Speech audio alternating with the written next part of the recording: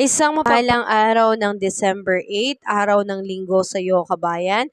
Narito ang ating latest weather news ngayong araw na ito. Pero bago ang lahat, ako po ay makikisuyo ng like and subscribe at pahit na rin po ng notification bell para updated ka pa sa ating susunod na ulat panahon.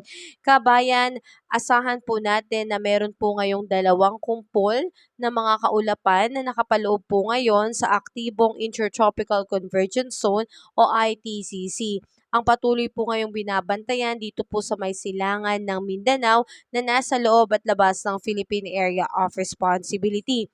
Hindi po inaalis ang tsansa na ito po ay mabuo bilang LPA ang dalawang nasabing kumpol na kaulapan sa mga susunod na oras o araw. Ngunit sa ngayon ay mababa pa rin po ang tsansa na ito po ay maging ganap na bagyo. Inaasahan din kabayan na magdadala ito ng pag-ulan dito po sa may area ng Visayas at Mindanao.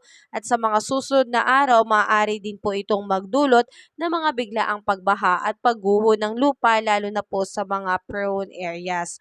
So dahil nga dito sa ITCC Kabayan, ito po ay nagdadala ngayon ng pag-ulan sa malaking bahagi po ng Visayas at Mindanao. So ang apektadong lugar nito kabayan ay ito pong Caraga, Davao Region at Soc-Sargen. So asahan ang pagkakaroon po ng cloudy skies with scattered rains and thunderstorm.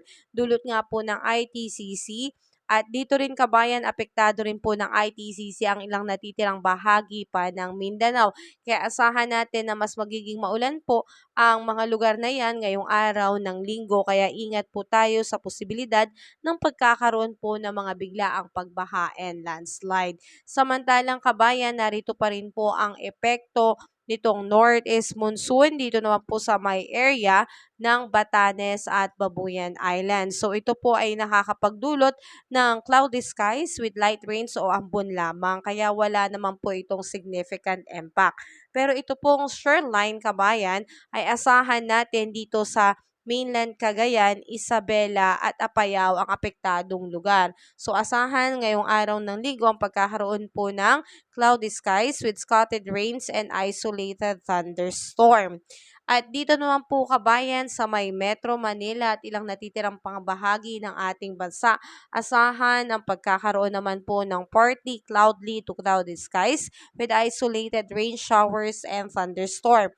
Ang siyang nakakaapekto ay ito pong mga localized thunderstorm kaya asahan na sa pagsapit ng hapon at sa gabi, dyan po kadalasan bumubuhos ang pag-ulan. So ingat po tayo kabayan dahil posible po itong magdulot ng mga biglaang pagbaha and landslide during severe thunderstorm.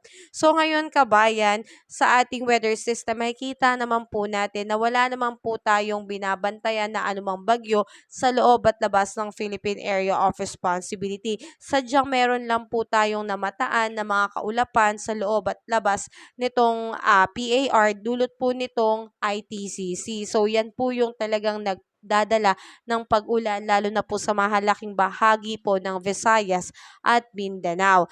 Kaya ngayon kabayan, asahan natin ng ating air temperature dito sa Lawag ay abot po ng 30 degrees Celsius, Tugigaraw 30 degrees Celsius, Baguio 23 degrees Celsius, Metro Manila 31 degrees Celsius, Legazpi 32 degrees Celsius at sa Tagaytay ay 30 degrees Celsius.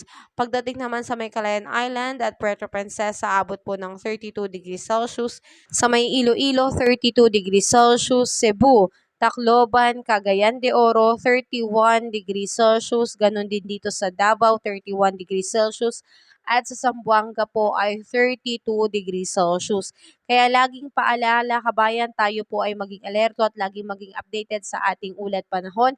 At ugaliin po natin kabayan na tayo po ay magdala ng payong bilang pananggala natin sa mga biglaang buhos ng ulan. Sa ngayon kabayan ay mababa pa rin po ang tsansa na meron pong mabuo ng sama ng panahon in the first week and second week po ng Disyembre. Pero hindi pa rin po natin binababa ang posibilidad dahil naglabas na nga rin po ng forecast ang Pag-asa na bago po matapos ang taon na ito ay meron pong bagyo na papasok. So ipanalangin natin kabayan na itong bagyo ay mahina lamang at offshore at hindi po ito makakabigay ng malaking epekto po sa ating bansa.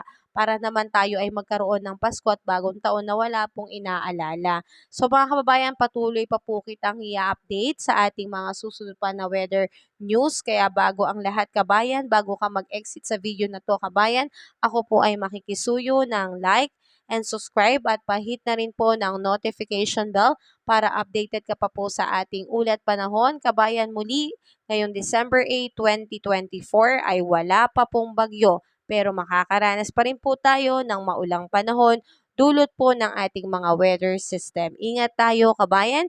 Have a safe day po sa lahat. God bless po.